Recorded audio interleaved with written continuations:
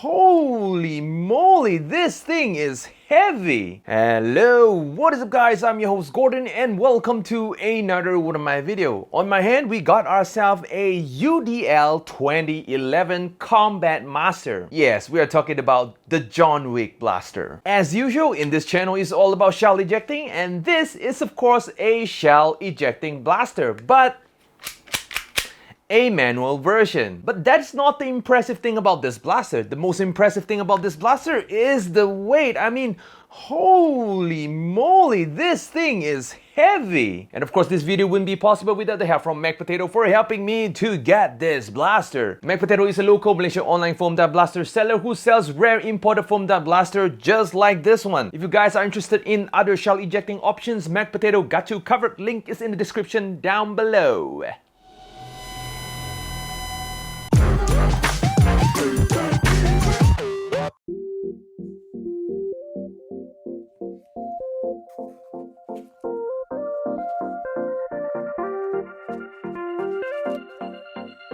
In the box, we got the blaster itself, a magazine, 16 shells, 20 darts, and a manual.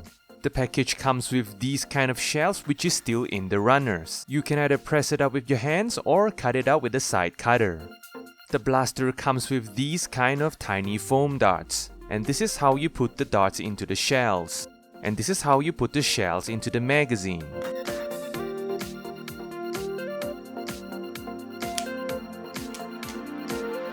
The blaster comes with slide lock mechanism. When the magazine is empty, the slide will lock itself. To release the slide, just pull down the slide release lever.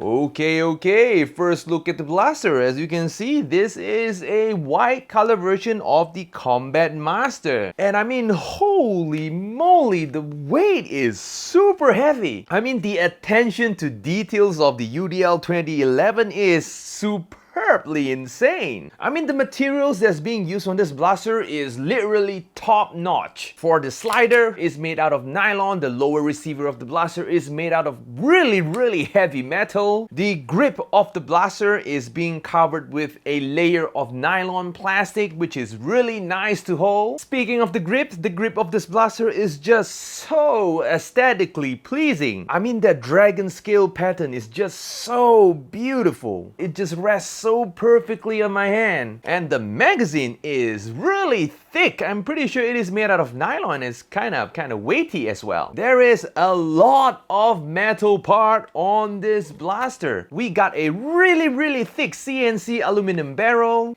We got a really heavy metal trigger. The trigger pull is a little bit on the heavy side, but you know, that means quality. We got the slide release made out of metal. The mag release is made out of metal and it is really fancy. Even decorative parts such as the fake hammer over here is made out of metal. The fake safety over here, yes, the safety is not functional, is made out of metal. The blaster also comes with a functional fiber optic sight, which is pretty cool. This blaster screams quality. I mean, seriously, just holding the blaster like that literally put a smile to my face. Let us take a look at the wording of this blaster. As you can see over here, it is written here Taran Tactical Innovation, and the other side of the blaster we got Combat Master and the logo. I'm not too sure whether this is a licensed product or not. You be the judge. So the blaster comes with these kind of shells, which is the kind of shells that you really need to cut it off the runners, and the blaster comes with one of those really tiny little darts.